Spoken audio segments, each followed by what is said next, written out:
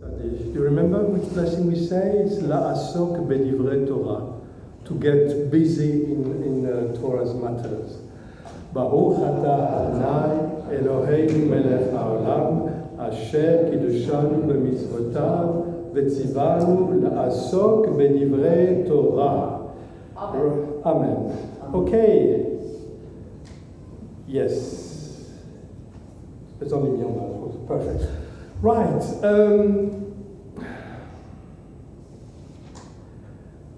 Sometimes I'm a bit obsessional.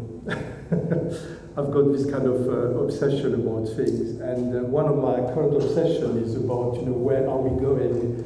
What's happening to us? What are we? What are we telling the world? What are we telling about ourselves? What's the purpose? Why are we coming here? As a community, yeah. I'm currently working with one of my colleagues on, the theology of a new movement. We're talking about progressive Judaism, and I shouldn't say that in public, but at the moment it's kind of, we've got a nice shell structure, we've got good ideas about how we want to bring things together, but for me, what's missing is actually the content. What are we doing together? What's the story behind it?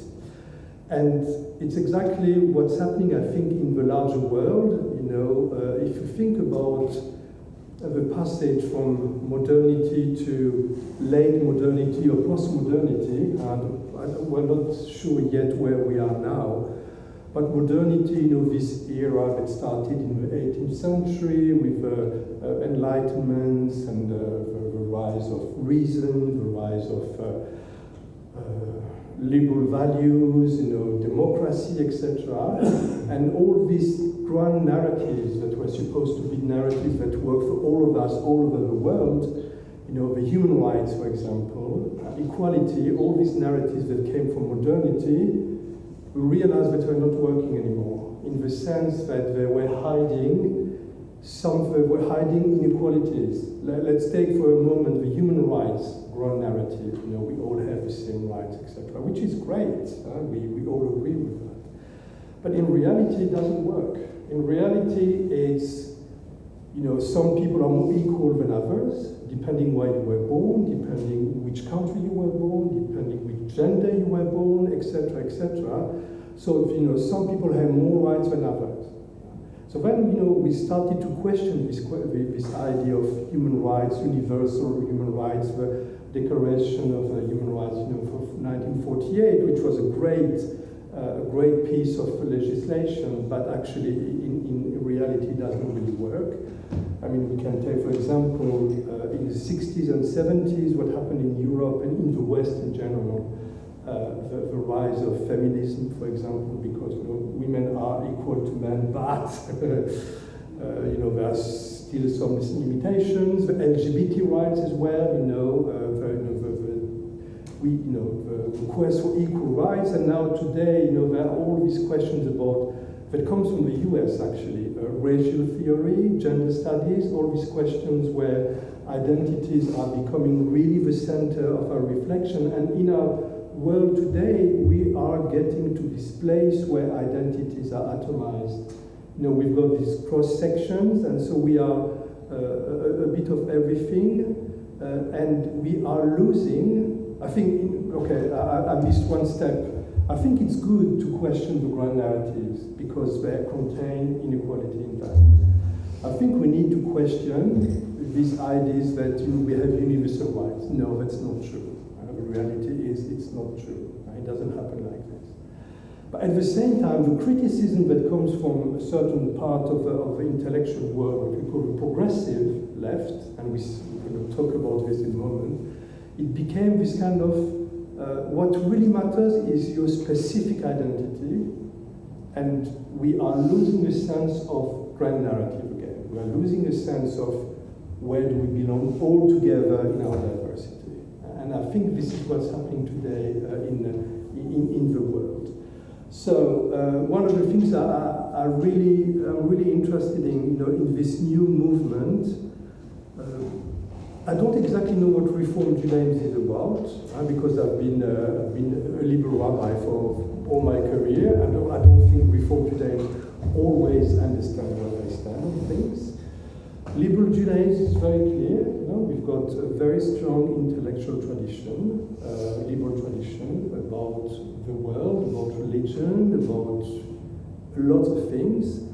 And one of my worries is that when we create this mega church, we lose a bit of what liberalism is about into something that is not defined yet. So this is what I'm working with my colleague at the moment. It's very difficult because we don't really know. Sorry, that's what Yes, I know. Because we are a small movement, but with a very strong sense of ethics and where we want to go. And I'm not sure if it's the case. And again, I don't want to say anything about the reform movement, which I don't know very well. So I can't really comment on what the thought process. But you've been there, so you know. I have seen two different facets of it. Mm-hmm. But I'm hearing absolutely everything. Yeah. So the question, and this is where all my reflection these past few years, especially, it's funny because I remember my first service at KLS was just before the Brexit referendum, and I remember saying at the end, which oh my God, don't vote for leave. That's what I said at the end of my sermon, of course. Yes. But yeah, exactly, because I think something changed in the 2010s, in terms of how we see and it's not about politics, is it good or bad to be within the EU or not, in a way, I think it's bad, but that's, it's about what are we telling about ourselves? What happened in 2016 during the campaign? There was a kind of a return to a fantasized version of what being British means, and there was this idea of, the Brown Nation, the Empire, and remember there are two major films that came out during this period. There was The Darkest Hour, that presented Churchill, the only man standing against all these enemies that wanted to destroy Britain, and was also Dunkirk, more or less at the same time. Again, the strength and this wartime where Britain was actually amazing, and the reason why we're not German today is because Britain stood up against the Germans, and that's a historical fact, and it really hinged on a very small thread. But that became the narrative, and this is where I'm coming to my kind of current obsession, the narrative. What kind of narrative do we tell about ourselves? So I can't talk about the larger world, I want to talk about the Jewish community. I want to talk about what do we say about ourselves? What is our story? What are we doing here? How do we say to people here, come and join us because we have got something to share with you, which is a Jewish story. And I think the Jewish narrative needs to be embedded in Judaism. It can't be sometimes what it becomes this kind of, a liberal-minded people, social justice, and we tend to lose a bit on the Jewish bit, because I think the Jewish bit is very important, otherwise it's just social club, and we don't want, and there's no future for social clubs, they come and go. But if you want a future for our community at large, we really need to think about that. So I've been reading recently this book, The Crisis of Narration, written by Byung-Chul Han, who is a German, he's German actually, yes, he's a Korean-German scholar, and he is, what's exactly, I think he's a cultural theorist. So what language does he write in? So it was written in German, and that's, of course, the translation. Already the English translation is sometimes a bit, because German, German, you've got the subject on page 1 and the verb page 25, so. It's easy. Well, yeah, logical. Yeah, it's logical, but it's kind of very, very, very difficult. So he wrote that, and it was kind of, thank you, because now I've got someone who gave me the tools to understand what I was actually feeling. So I prepared something, kind of a handout, And at the end, I want to do a little exercise together as a community, which is just the start of a reflection. There is a method called community narration approach. Because the narration, who are we, is not me going to tell, with my rabbinic hat, this is what we are. Because this doesn't work. Because this happens all the time and it never works. The narration comes from the community itself. All the things, you were talking about careless and what was specific about careless. There is a narration, there is a story about our community that is there. We are more or less conscious of that. We are certainly bound by that. And it's not us today, it's generations of members of the synagogue who created this narration of Keles, which made Keles what it is today. And in order for us to be confident in what we're doing, it's important to know our story. And this story is who we are and where we are coming from and where, the basis for where we're going next. So, I've started with a reference by, maybe if you don't know this little essay, I think you should read it, by Chai Nachman Bialik, already a typo, anyway. Halacha and Agada. I know the two main genres in Jewish literature. It begins with the distinction that Halacha wears a frown, Agada a smile. The one is pedantic, severe, and bending, all justice. The other, Agada, is accommodating, lenient, private, all mercy. And if you think about God's names, Adonai and Elohim, we've got that tension as well. Adonai, the tetragrammaton, is the God of justice. No, sorry, is the God of mercy. And Elohim is the God of justice. And if you think about the Shema, when we say the Shema, we say Shema Israel, Adonai, Eloheinu, Adonai, Echad. Okay? So we've got the God of justice, Elohim, which is in a way contained by the God of mercy. So this tension within Judaism between Halacha and Agada is already there in our scriptures. Here there is petrified piety, duty, servitude, Halacha, and here perpetual renewal, liberty, permission. So I like really that. But reading this, one might think that Bialik was an ardent champion of Agada and attached no importance to Halacha. Later, though, he stresses the power of Halacha and the essential balance between the two. For Judaism, all Agada is like iron that has been heated but not cooled. Aspiration, goodwill, spiritual uplift, heartfelt love, all these are excellent and valuable when they lead to action. To action, which is hard as iron and obeys the stern behest of duty. And this is Halacha. Okay? Please interrupt me if I'm going too quickly. No? The tension and complex connection between Halacha and Agada can be conceptualized in various ways. As nomos and narrative. Nomos is a Greek word that talks about the organized universe. You were talking about the government earlier. That's nomos. The structure we need in a society to function. Nomos and narrative, Agada, lehagi means to tell a story. What do we say about ourselves? Because the laws that the parliament passes don't come from heaven, they come from stories happening in the society. Law and morality, and faith and action, and so forth. So, our whole universe is encapsulated in this tension between the story of a grand narrative we tell about ourselves and the organized world this narration brings about. You can't have one without the other. They are interconnected. And this is where this book comes in late modernity or post-modernity. I don't know, some people say that we are at the end of modernity and we don't know what's coming next.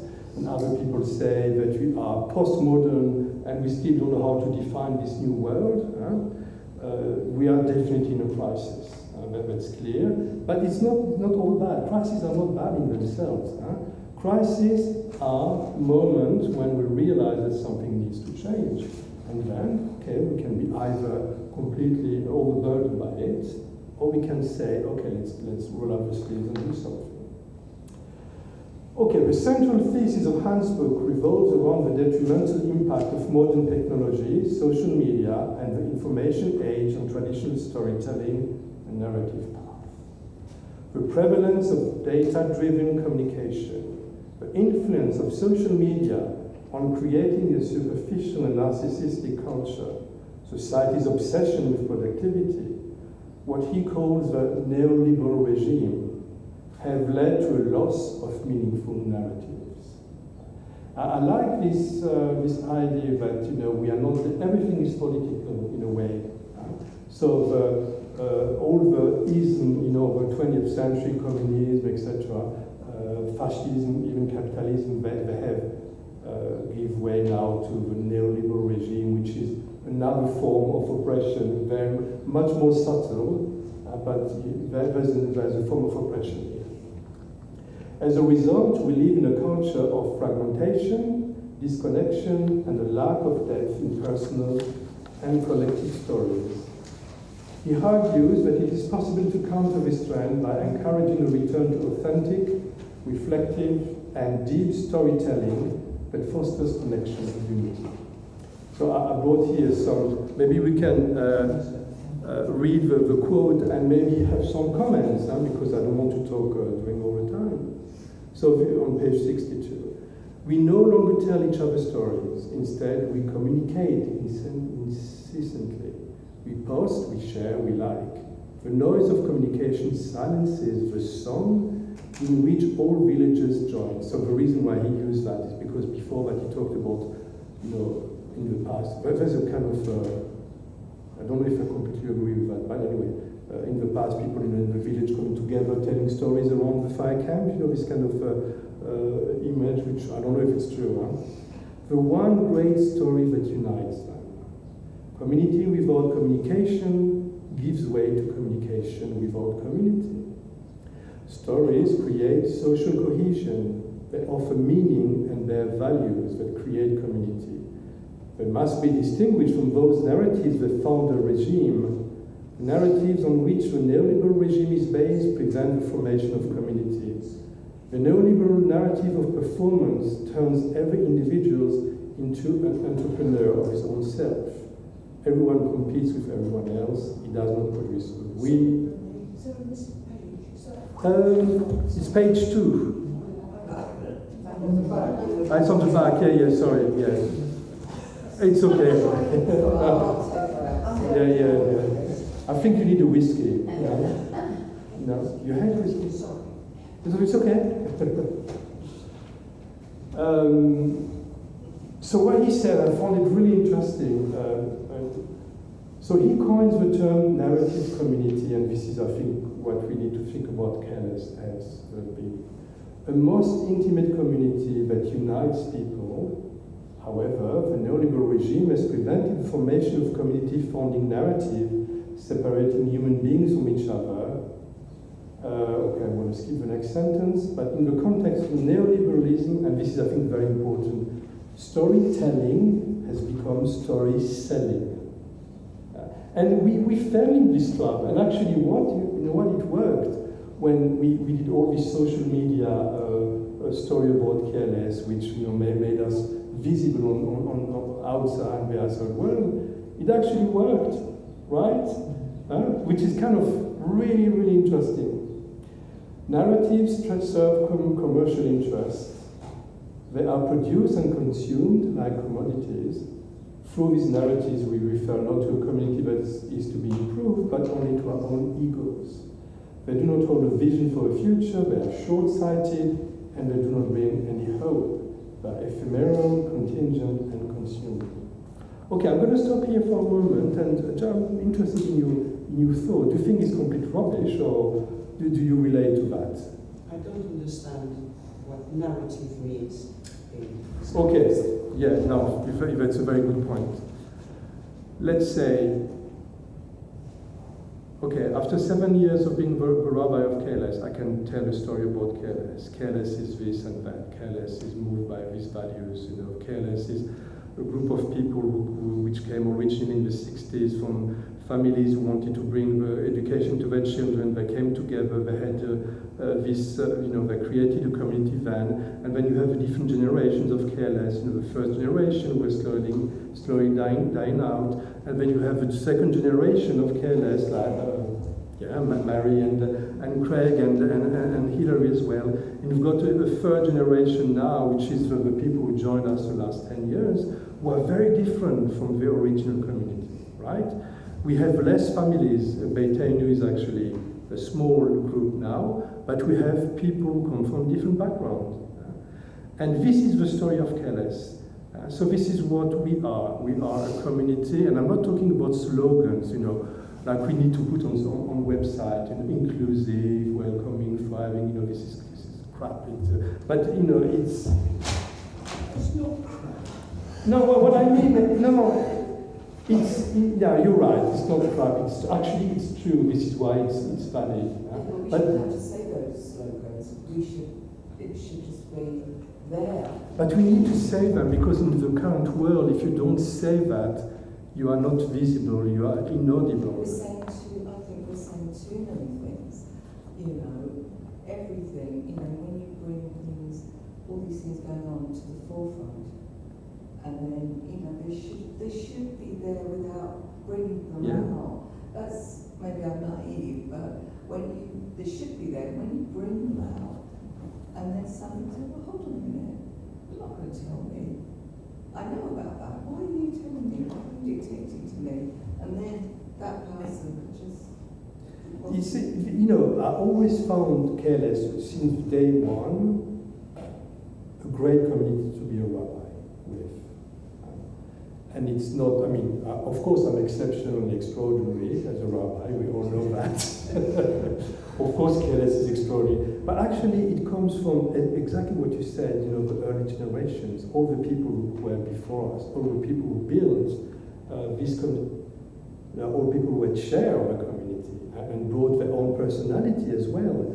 And in order to you know that because you live through that, but it needs to be transmitted at some point. It needs to be, the new generations, they need to hear this story.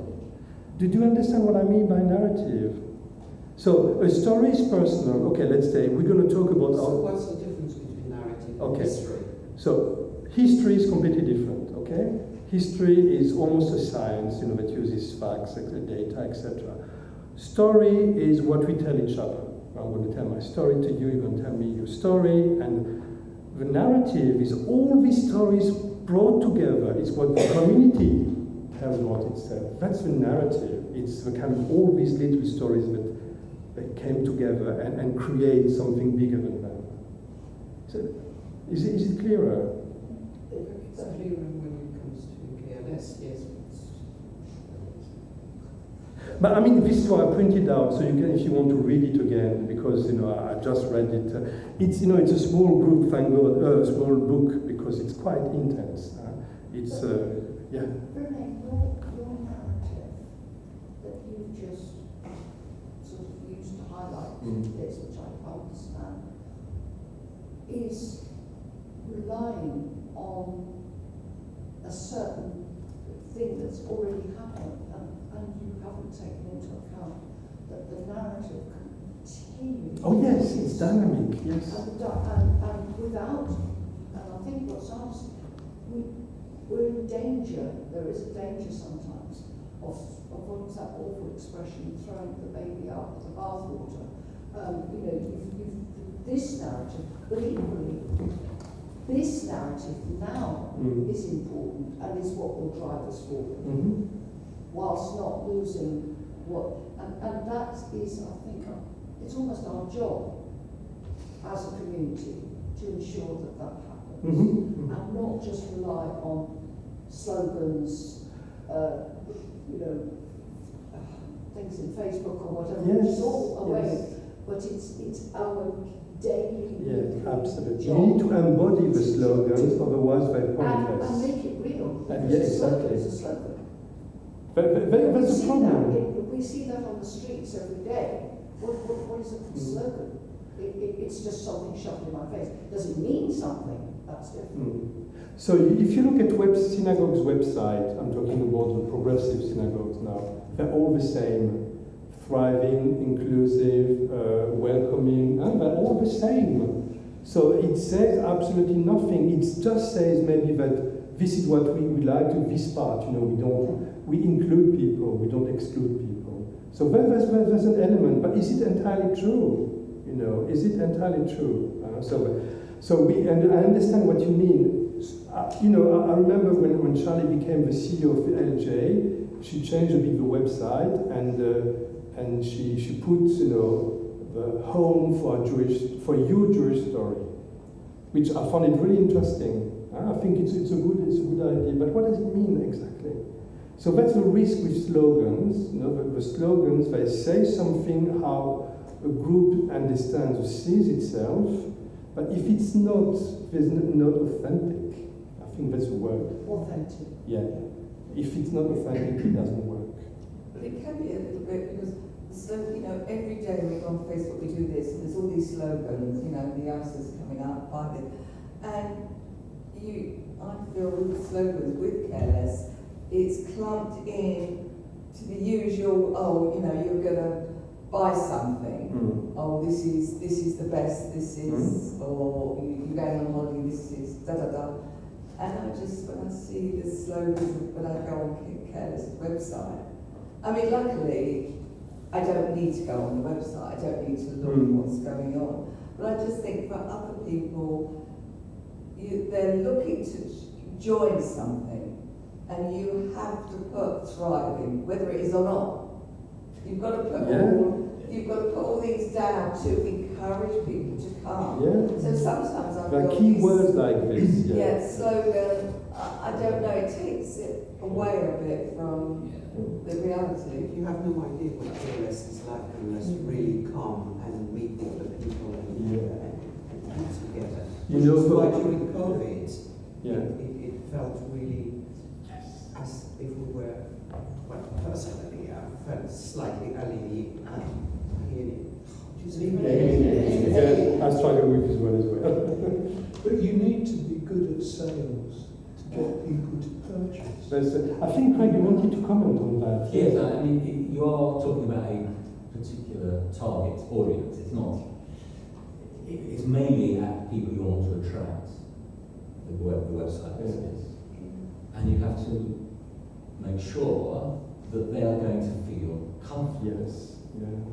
That they can, Yeah, but surely when, I don't know very well old school, but when I joined, or when we joined, it wasn't, I just felt being Jewish, but alienated from the outset. It wasn't, like because, it is it's very today. different. And I felt coming in here, Yeah. or when we came here, we felt a sense, a sense of belonging. Yeah. And so I didn't need, obviously we didn't have Facebook. So I just think the people that you're trying to attract today, sounds awful, but are they coming for the right reason? Do they just think, we do all this, and that's why maybe some don't attend services. They will only, you're attracting them, but only attracting certain aspects. Certain might just come to a social, or might not encompassing the whole. But does that matter? Because we need as a community, we need bums on seats and money in. So does it matter what if they want to come and give whatever they can? Does it matter if they don't partake in everything? Well, you're asking the wrong person because I like to. So yes, you are right, but people come for different reasons. When people join the community, we ask them to fill out a questionnaire. Yes. One of those questions, what are your interests? So different people tick different boxes. There's a whole range of different interests that people are attracted to. But you put first of all. And one of the other things that we need to do as well, we need to dispel myths. So we're trying to attract people who, for some reason, haven't joined. There are people who will naturally move to an area and want to join us. There are others, for whatever reason, don't. And we have to try and identify what those reasons are. And some of them are some preconceptions about perhaps what they have experienced in the past. And that's what that slogan is trying to dispel. Over Easter, so Mary sent me the details. Someone was dying in a care home, so I went there on Saturday, and the daughter was there, and she looked at me and said, "You are a rabbi." Dispelling the myth, yes, absolutely. It gets stronger than Sandra on one aspect, and sort of that there is a danger. I'm not saying we're there at all. I'm just saying there is a danger when you put yourself out there with slogans and attracting and we're this, we're that, and we're that we lose sight of actually the principal purpose of the synagogue. I don't think but not careless. But there is. Of course, how is it called again? What's our my principal aim? Much as I love people here, love to make this is I come for my soul and my.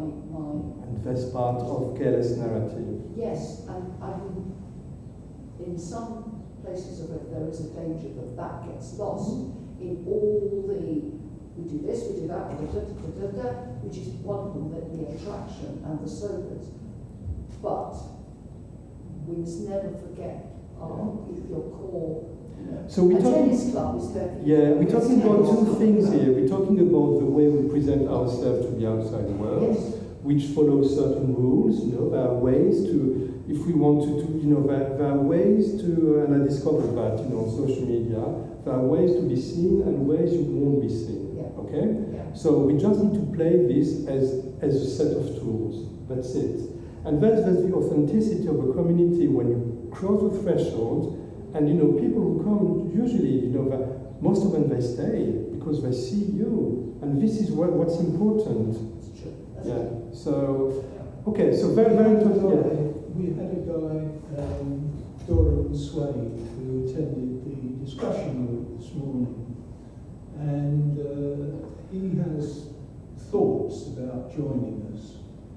And at the end of the discussion, when René had left, I said to him, how do you feel now? He said, I thoroughly enjoyed it this morning. He said, I can see the sort of people you are, and I loved it. So I said, does that make you feel that you're going to join? He said, to be honest with you, I've got to work out how my life is working out, because he's an eminent professor involved in all sorts of scientific things. And he said, I've just got to work out. He said, so I said to him, well, what is your background? He said, well, actually, I was brought up in an Orthodox synagogue, but I'm not happy with Orthodox. I said, you're exactly the same as me. I started Orthodox. I said, and when you think of our synagogue being a liberal synagogue, I can assure you it is very liberal. And he said, that appeals to me.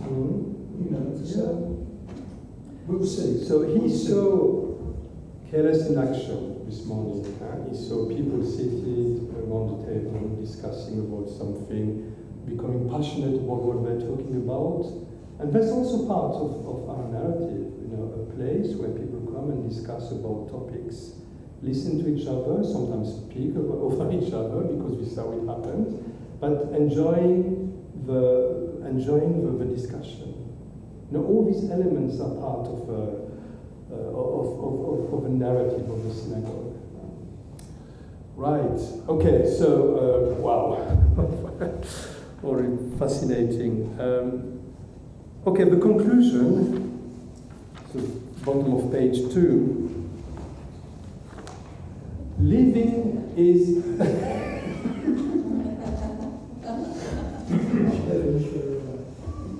Living is narrating. A human being is that's a Latin expression, animal narrans, narrating animal, and differs from other animals to the extent that through narrative, new forms of life are brought about. A narrative contains the power of a new beginning. Every action that changes the world presupposes a narrative. But storytelling knows only one form of life. No.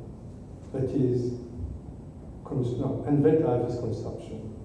Storytelling as story selling, and this is where we go back to what you said earlier, is incapable of designing substantially different forms of life. In the world of storytelling, everything is reduced to consumption. And look at the advertisements. All these little clips are little stories.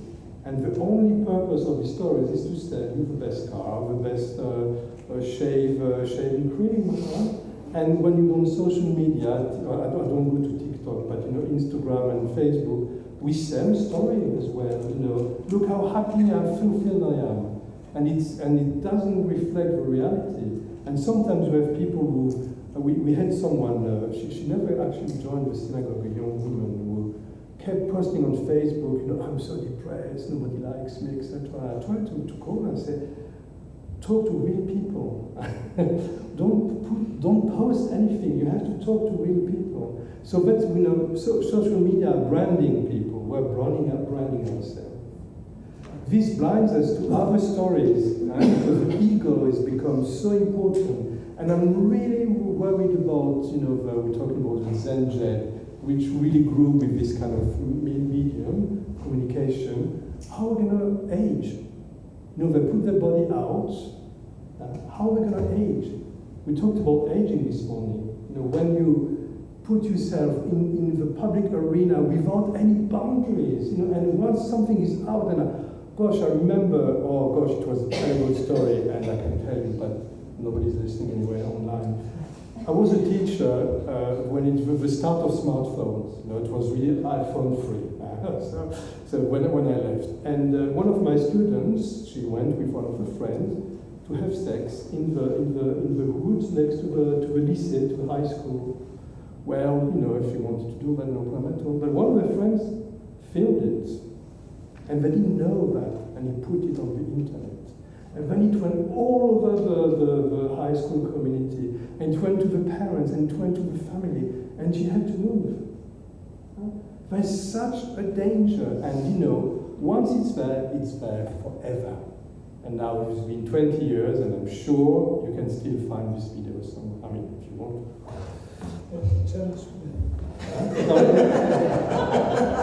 So it's a French story, obviously. Okay, this blinds us to other stories, other forms of life, to other perceptions and realities. Therein lies the crisis of narration in the age of storytelling. It makes us isolated, blind, and deaf. And if you look, how things are evolving everywhere, think about the war in Gaza, for example, which is very much part of our daily life, which requires storytelling, a real one, which requires a bit of subtlety in how we talk about that, which requires also to include the notion that it's of complexity, because it's such a complex situation, multifaceted crisis. In this age, it falls completely through the crack. It's bad. And look, these poor 7 guys killed a World Kitchen, and suddenly the world is completely upside down because 7 people were killed. But people were being killed in Gaza since for the last 6 months. Because this became the story, they're British, American, Australian, so then it became something really important. But we are blind to the fact that over 30,000 people were killed in Gaza. Of course, some of them are, they saw it coming, obviously, but... and also 200 other aid workers. Yes, yeah, absolutely. So why the 7? It's because because they're close to us. They are British. No, but I'm talking about the press. I'm talking about, news items. Mm-hmm. So why have they suddenly chosen the 7 when there's 200 more? Because 7 with a face, identifiable face that looks like us, because also they're white, European. 200 Palestinians, we don't know their names, we can't even pronounce their name, we don't see their face. There's a connection, it's very animal actually. People forget that we're all human. That's an excellent part of the narrative, which I think we are losing at the moment. a human interconnection. We all part of one species. And I always think about Shylock, the Merchant of Venice, this wonderful dialogue. No, it's not that, yeah. No, it's a monologue when he talks about, if you tickle me, do I, do you remember this dialogue? It's a monologue. It's amazing, If you pierce me, will I not blade, etc. And we're losing that. We're absolutely losing that. So, we've got some time. Any comments before we go to the next bit? Yes, I'd just like to add to Brian's comment on human, and yet we're judged by, as we know, all the different things. I daily have the most wonderful lesson in front of me when I feel I have 2 dogs. One is huge, 37 kilo. The other one is just barely made 8 kilo. They're completely different. They're different colours, different species, and the love and devotion and simplicity. And I sit there and I think, when Brian says yes, we're all human, we should understand. And yet, right in front of me, when I think nobody's understanding anybody, I have this wonderful example every day, and it's joyful. That there's no judgment, no. Yeah. It's sometimes we deride animals. Actually, sometimes we should look at their behaviour. Well, you can say we're all animals. I think We're just advanced animals. We say it as an insult usually. He's an animal or something. Sorry. No. We are all human. Very, very interesting. But so you understand? I think where now my thinking I am now in terms of when I sat the first time with Judith about what's the theology of this new movement. So we talk about what do we say about God, Israel, peoplehood, and all these things, and then we realize, oh gosh, prayer, synagogue, all these categories. When we teach a Proem Judaism class, we teach that because people need to know the foundation of what being Jewish means.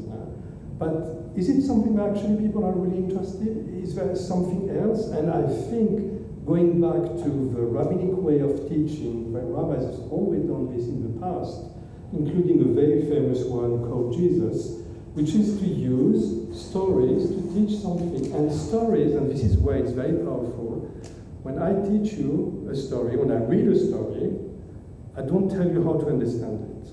I'm just going to read the story to you. And I think I'm going to read the one I don't have here, but I'm reading the stories by Rabbi Nachman of Bratslav at the moment, written in the 18th century. They're absolutely amazing.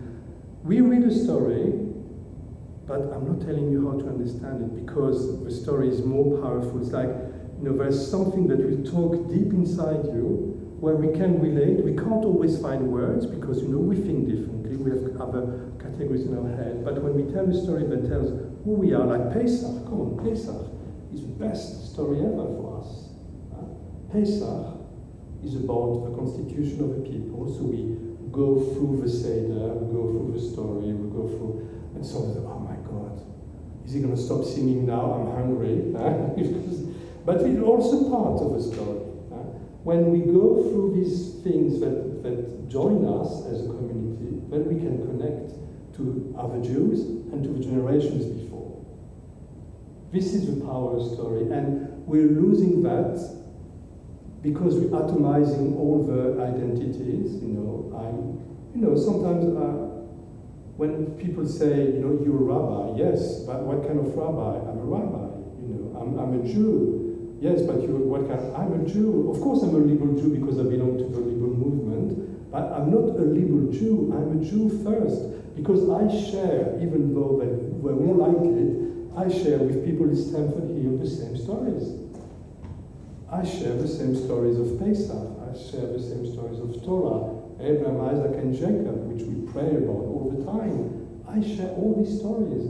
Of course, the way I get them, I understand them, is very different. It's completely different. And I'm more on the Haggadah side than on the Halacha side. If you ask me about my traditional observance, I mean, don't ask. But you know, these stories are what unite us. Right, okay. We're going to do a bit of exercise. So reclaiming or we're going to exercise this part of the body only. I mentioned earlier the community narration approach, which helps, something that was already, what's the word here? Imagine, creative, design in American sociology, which helps to understand the group's identity and cognitive constructs. You know, how we construct the world around us through personal and community narrative. So the technique is we use personal stories and communal narratives because the identity of an organization is often built on a collection of personal beliefs and experiences shared by those who make up the community. Nobody can come from outside and tell us this is what careless is about. And when someone wants to convert, I'm always insisting they have to take classes, of course. They have to come to careless. And I'm not sending them, or I'm really resisting sending them to Beijing if they don't have a community experience. Because you can learn about Judaism everywhere by many good books. But learn to be Jewish, there's only one way. You go to the community and you are with the people. Personal identities are structured around stories. That's something we know very well. And you know, we're talking about being a rabbi. Well, I really love being a rabbi. It's talking to people. Because it's like, when I go somewhere, I read a book. It's like, I read endless stories. There are stories, and all stories are unique. And that's so powerful and so beautiful. And it shouldn't be the rabbi's remit only. And this is what we're going to do now. Our stories are unique and beautiful and powerful because this is who we are. And this is, the question you asked earlier, Dominique's story is associated with the individual, narrative with the community. They are intimately tied with one another. The collective of individual stories make up a narrative of the community. Okay? So we're going to divide into smaller groups, maybe not 4 to 6, maybe 3. How many are we? 3? Yeah, we can actually one group of 4 and a group of 3. So each of you will share one story within KLS that emphasizes I'll start again. You're going to share a story, something that happened to you at KLS. And then, when I told the rabbi to fuck off, but that's also part of KLS, Well, there's no one. Oh, hello, Stephen. Sorry, I'm French, so yeah, sometimes I can't help it. Huh? YouTube. Oh, whatever. It's fine. I'm leaving anyway. So, yeah. You can't do that in Reform. No, there won't be I know. Yeah. So you share one story and you emphasize on what's important for you in this story. What's the high point? And then, once you've done it in your little group, you try to find what's common with the commonality of each story, okay?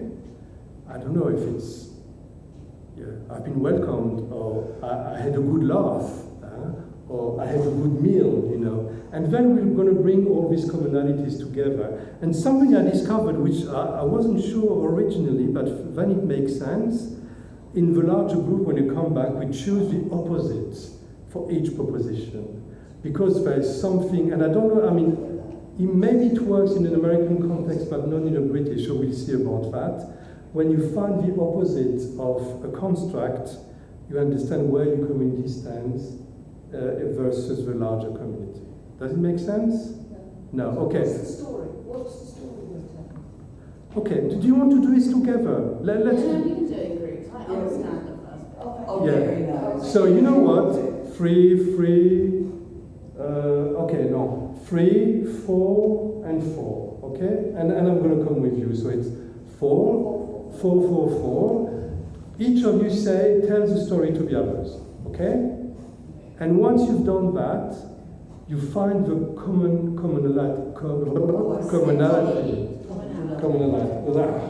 Okay, so I just want to wait a second.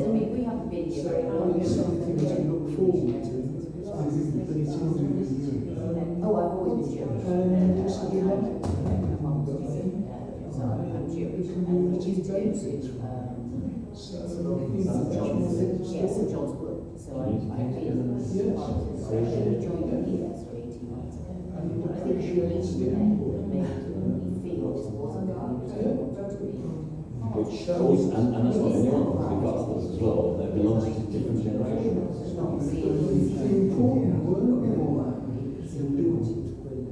Yes, definitely. Because we're constantly trying to build our community. Just so many less ritual. So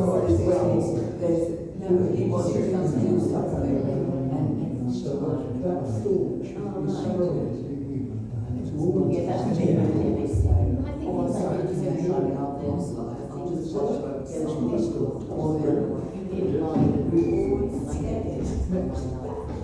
I think it's if I was born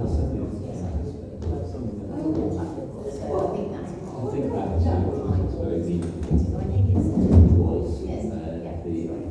Was yes, Russell said, it's a story each of my children. not so much joining here, and it is that sense of meeting you, being out in the garden, Children have gone through, they say, learn here, Lord, teachers, I still felt very they've gone through it. This is supposed to be not part of this. It's a service that they have created for themselves. They've done it based on what's meaningful to them. To lead the rest of the country. Krishna's not contrast. Lots of things coming I mean, there's a strong connection with Israel because it's very much part of the Jewish tradition, but many Jews and we don't want to be Israelis. They don't want to be Israelis. I mean, I love being in Israel, but it's mad. So, I want a bit of calm and quietness in my life. So what's your story with Keres? Something that encapsulates your experience. We need to change that now.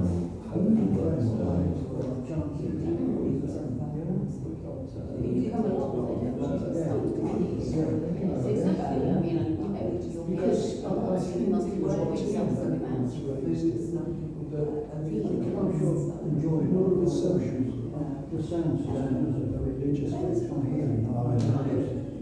There's no harm in that. As long as religion plays an important part, something to do, there's no harm in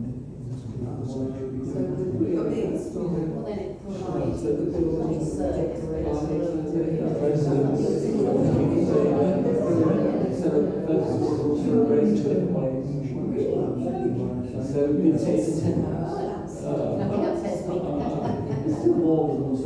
Russell is learning. I like that because you're very good. You ask questions, sometimes questions that can be a bit awkward, but always from a place of learning. And so really and you, Nikolai, what's your story with Keres? basically came along. I think, and then I think back to joining the decisions. It's a conversation.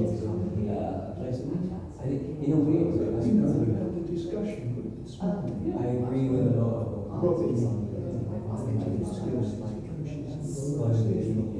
actually something there would have been no to this place.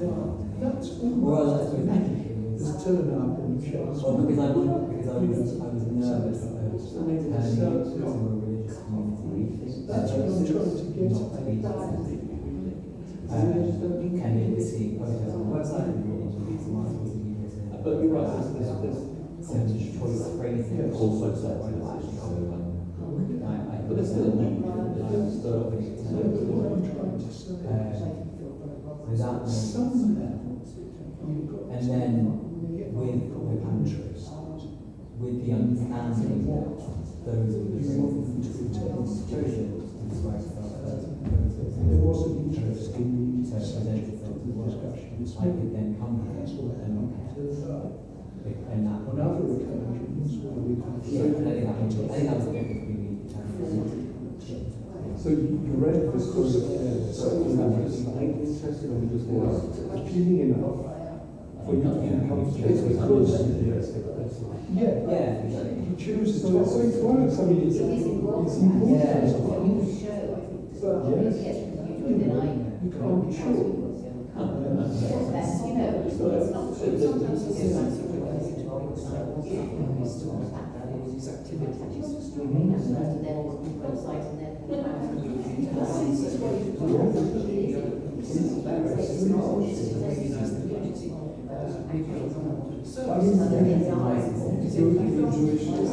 Anchored somewhere. Maybe this is going to. I think that was what I was think it's glad to have that. And this shows me the circle is going to be about this topic. It might be a very interesting topic.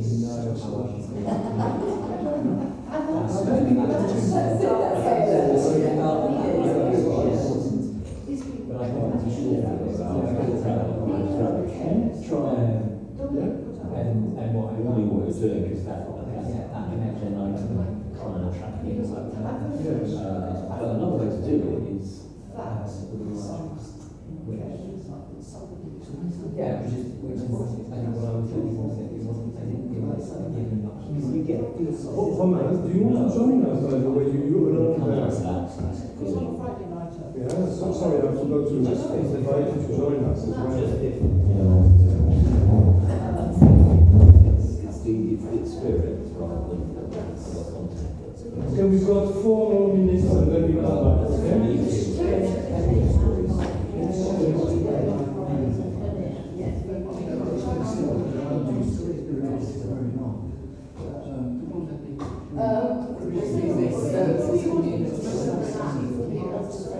Okay, so let's just understand how do you define first, we have some certain things in common. There's a shared identities.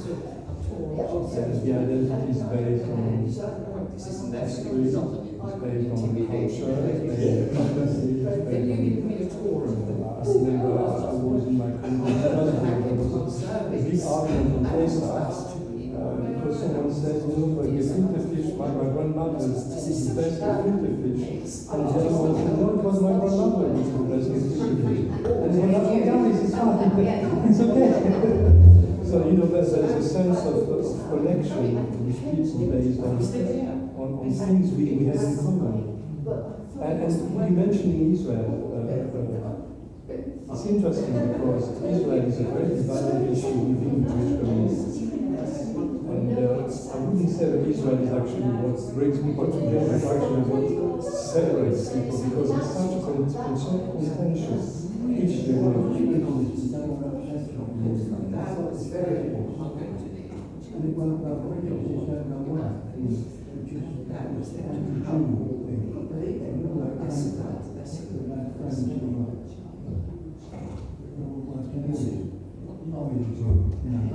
Oh yeah, I mean, this was. And it's visible. Yeah, of course, yes, well. It didn't. But when you come here, do you feel that? Do you feel so, because prejudice is based on something irrational, something that is fantasized. And when you come here and you say you see Jews and you see that there's no connection between the prejudice and the people.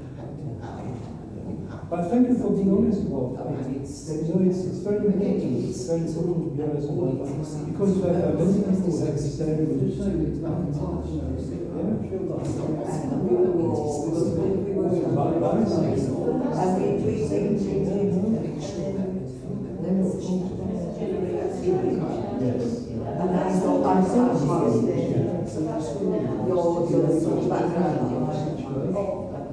Yes. Something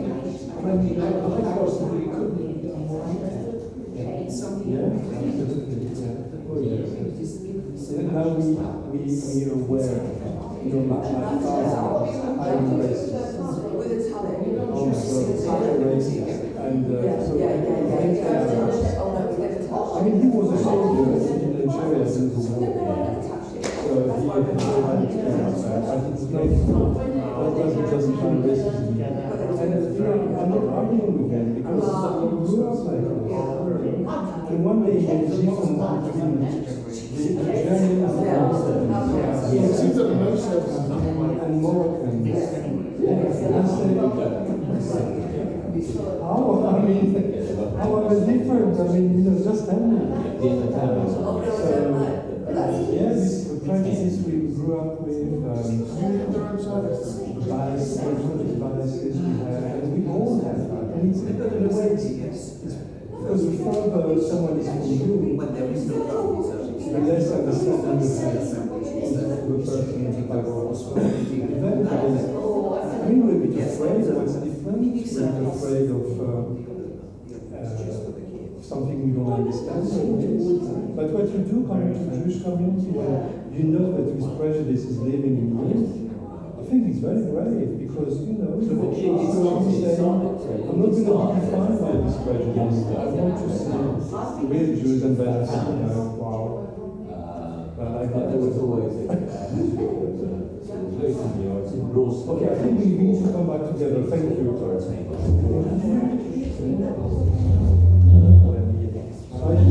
Okay. See you at the question. Okay, guys. Welcoming to our first, whatever the slogan is.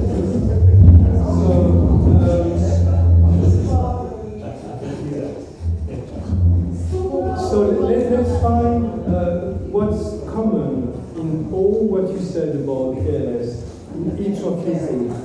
What's the commonality? What's really the things that stand up as being really the core of how you understand careless? So let's start with you. We've had, Bronze was key, was building, where people are able to come together, they can give to the community with whatever skills they have, just create stuff in the community, and they get rewarded with the output of that. Okay, interesting. Yes. Together, and also in all parts of the community, so generations from the young to the old. Brilliant, I like that. Yes, yeah. Thank you. Anything else? Or? Well, that was our general concern. Okay, brilliant, perfect. So a place where people come, contribute to the common good with their different skills, and in a way, it doesn't matter which skills you bring as long as you bring skills. Basically, is what you mean. And they're welcome to do that, and they're encouraged to participate. Okay. Okay. Brilliant. Okay. And see the results. Yes. Their input. Yes. Yeah. So it's a community that. That's what I really like with Keres. There's a sense of ownership. It's not a rabbi's community. It's a community's community. There's an ownership. And I think that's very important, and this is why it works. Otherwise, if you've got a top-down way of dealing with things, it doesn't work. Okay, brilliant, thank you. Okay, with us we came slightly spiritual community, and a lot of depth from the service particularly, and that it's particularly welcoming when new people come, and inclusive in all areas of people. Is there anything else? Communities. Yeah. Okay, wow, very interesting. So, we elaborated a bit. Yeah. Okay. Interesting that you said spiritual and not religious. I like that because it's kind of different. Religious refers more to the structure, and spiritual is more to Definitely spiritual. Definitely spiritual, absolutely, yes. It met our needs at different levels within the spiritual. And earlier you used the word soul, and I think to nourish the soul is what being spiritual is about. And there was something else? Welcoming as well. Okay, brilliant. We didn't do this tour, but what would be the commonality of It's acceptance, isn't it? Acceptance, You know, yes. that's the sort of group we are. Yes, yeah. You know, coming to a group where there is acceptance of Yeah. everything, I think that's sort of what we must. Yeah, absolutely. Acceptance, this is really interesting, guys. More than just acceptance. Yes, it is. It's sort of, that was the sort of one thing from the different stories we had. So people are, and this is what I really like with KLS, people come and they become part of the story. There's no real requirement. We don't ask them to be this or that. Not to be a pain in the tuchas, of course, but you come and you become part of the community, right? And I think that's really what KLS is about. So you see, going back to your question, Dominique, what is our story? KLS was founded in 1967 by families who had already strongly believed that it's if we can talk about a community's DNA, this is KLS DNA that you actually mentioned. You mentioned about people who are, engaged. Not all of them, and we worked, sometimes, for Pesach, when I said, guys, if you don't do it, it's not going to happen. But then it happened. When someone came forward, yeah, you told me to say that, absolutely. And then someone came forward and said, okay, I'm going to do that. Yeah, you said that. Yeah, absolutely. No, very So it's very rude to know all right. I do apologise to my friend. It's very But she was right. You wouldn't do a rabbi because it's not the top down. Yes. Absolutely. Very this openness in both ways, which make this kind of interaction acceptable, Can I just elaborate? I told them a story, but it because just something you've said, and I'd like to just elaborate on this. My experience here was I came here as a very wounded soldier, and I met with René, and I said, I'm really sorry, and I was apologising. I said, I won't be doing anything. I come as that word maha, the list I came, I showed René all the things I've been involved in my shul, done this, on that committee, chaired that, da. I said, I'm doing nothing. I'm really sorry, I can't.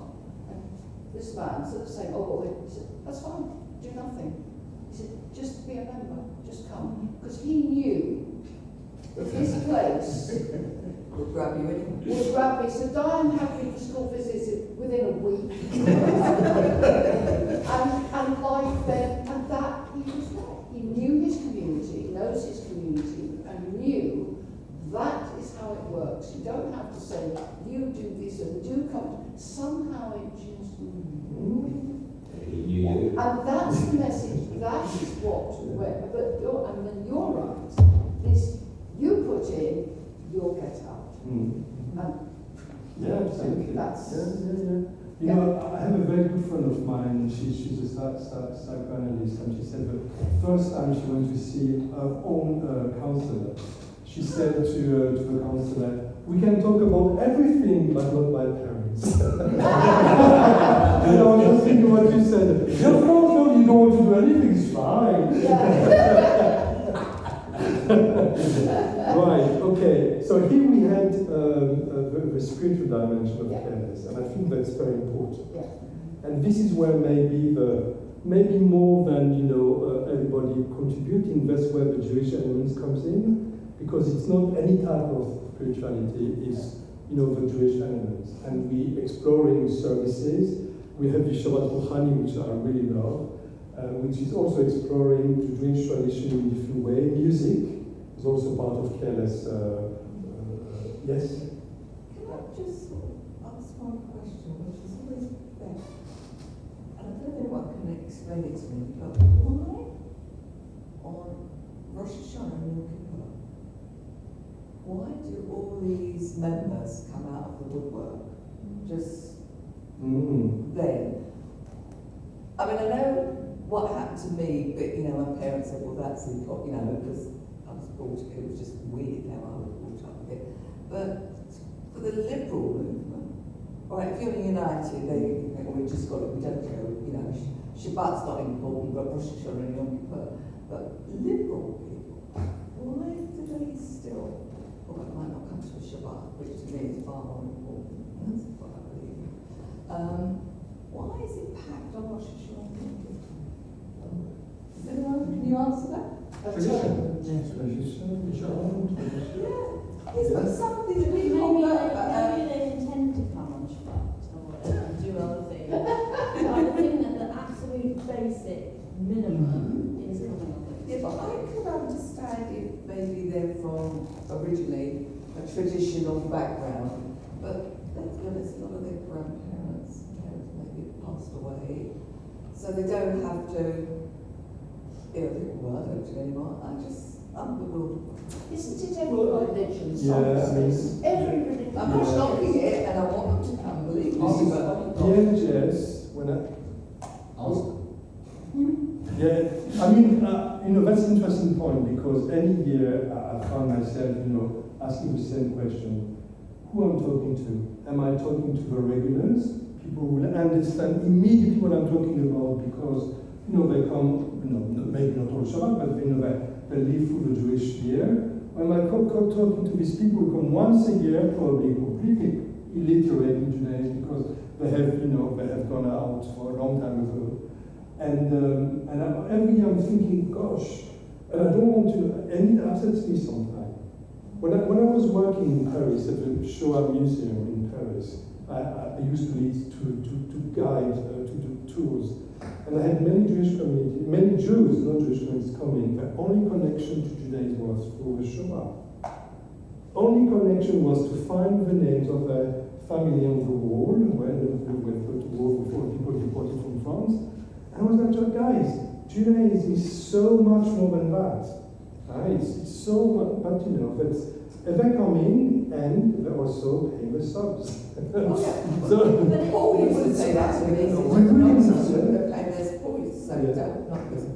But it's an opportunity. You've got them there for one day. But they won't but you never know whether your sermon, your service Mhm. will Yeah. reach them in a way and bring them up. Yeah.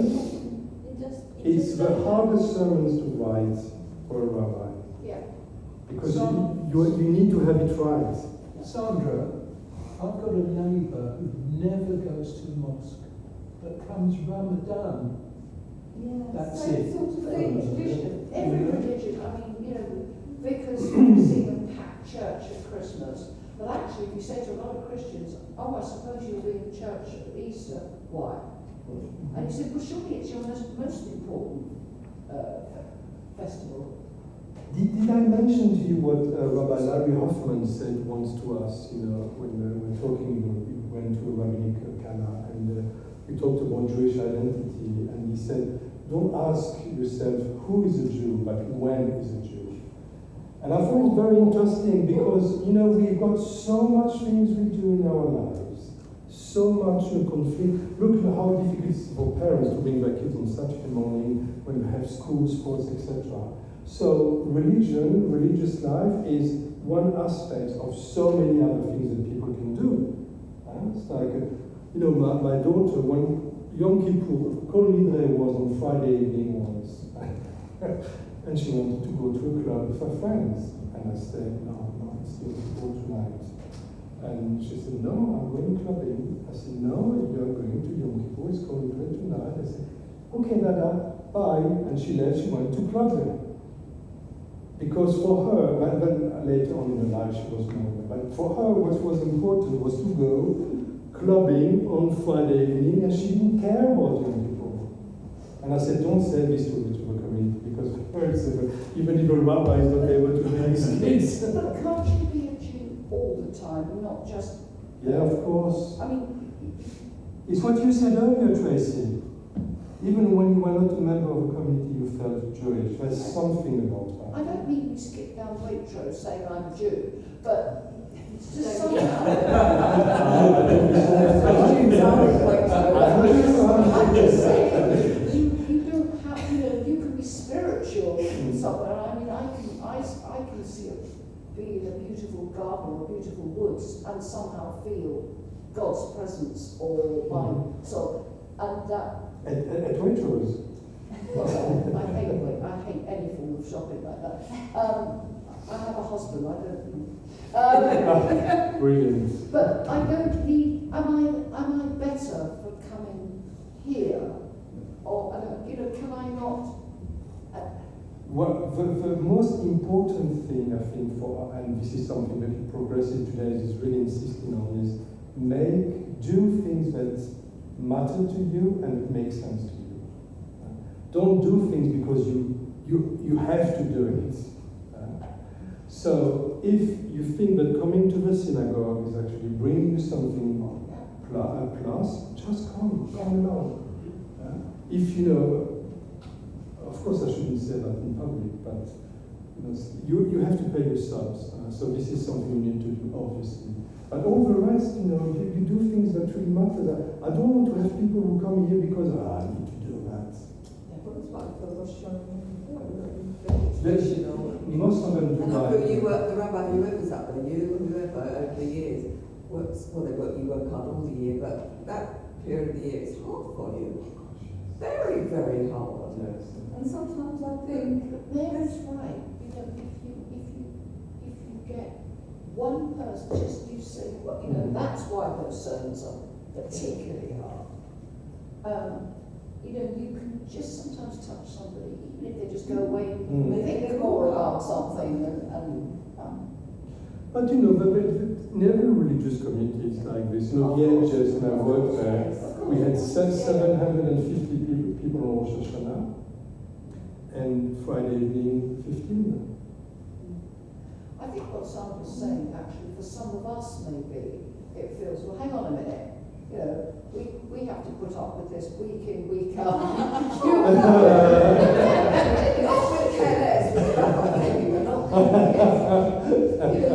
You just turn up once a year.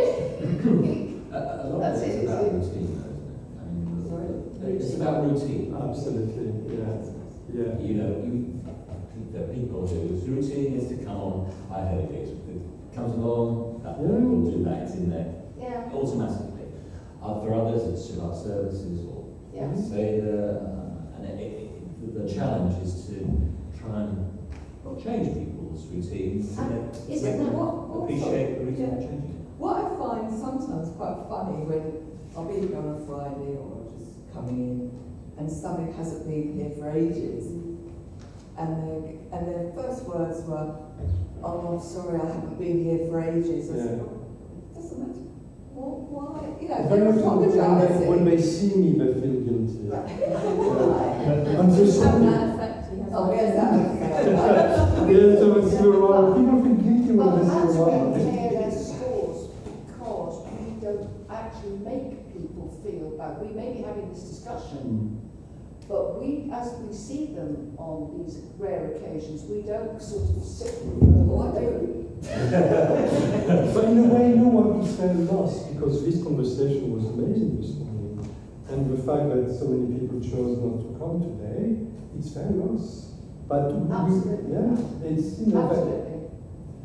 But René, you haven't reached the conclusion. You said that's great, hearing what we all said, but you didn't come out with a conclusion. Yes, I was about to get there. Sorry. Yeah, no,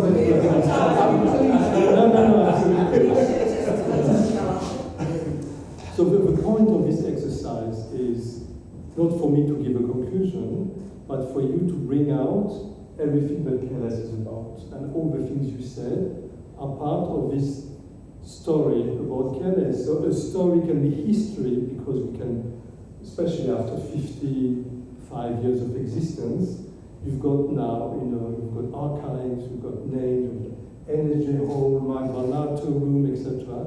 So we've got people who mark the history of KLS, and a story without any substance, any flesh, the ethics, the ethos of the community, which you all describe. All this make the KLS narrative, and when you know that, then you are the ambassador. You can talk about KLS outside to people who are Jewish or people who want to become Jewish. This is what KLS is about. This is who we are, and embody what we say. And I think the authenticity is there. There's, it's in a way it's what you see, you get. And I know when people come to KLS, most of the time they stay. Can I ask Sure. about the Kingston? Because what to me is unique about this, well, I don't know what word to use, Jewishness or synagogue, is that you have two services, and then the third service is have some lunch and dinner sharing, and then it's Shabbat at home. Is this unique for Kingston?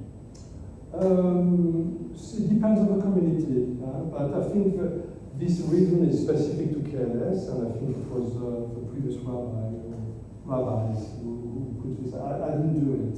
I mean, apart from the Rouhani, this rhythm of Friday evening is something that I've inherited.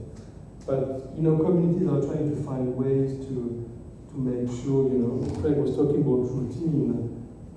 We need to meet people where their routines are, because they're not always the same. So some people don't like to drive at night. Okay, fair enough. I understand that. Some people don't want to go straight from work to the synagogue and then wondering what I'm going to eat tonight. Because food. I'm sorry. Nobody mentioned food as part of KLS.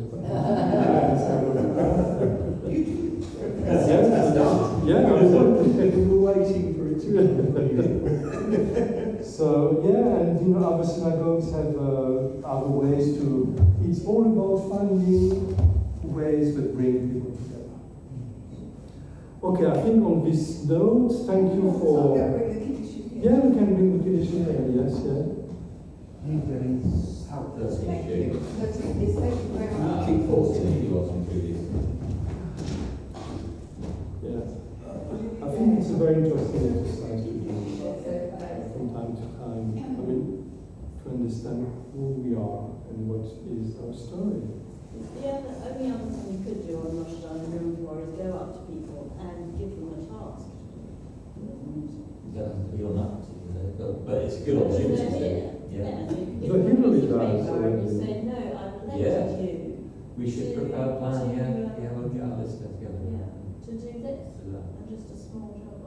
No, that's very good. Thank you for looking after us. Very boring now. It's been really boring in here. Total silence. No singing. A bunch of monkeys. So who came today? No singing this morning, Okay. but there were a few laughs. Oh, yeah. How many people did we have online today? I want to get the. Yeah, of course. He costs me a fortune. Look, book crashes, between book crashes and you and my darling surrogate daughter in New Zealand, my book bills, because I love recommendations of books. Oh yes, I have, yes. I mean, there's of course much more in the book than things that are taken. For example, this talks about information, and story, information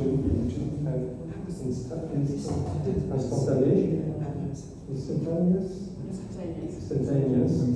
News, which opens a bit towards the future, but information disappears. And what he says is that the world today is very much about this flash of information. Like, we've got this, and then you go there, and you go there, and you go there. And there's nothing that connects all these things together. And, I mean, there is obviously something, but we are not aware of that. It's a very interesting book, really important book. I'm talking to my grandchildren today, and I feel so listening to them guilty, what they're passing on.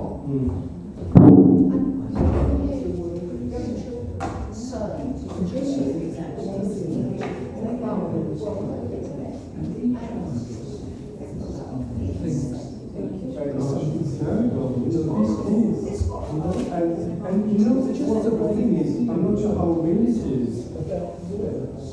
Or whether they're hearing it and absorbing that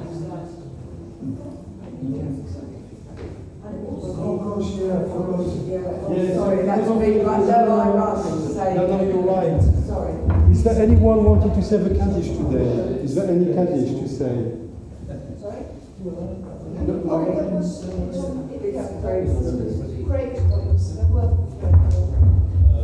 Yeah, it was done last night. So we said the Kaddish last night. Anyone in the...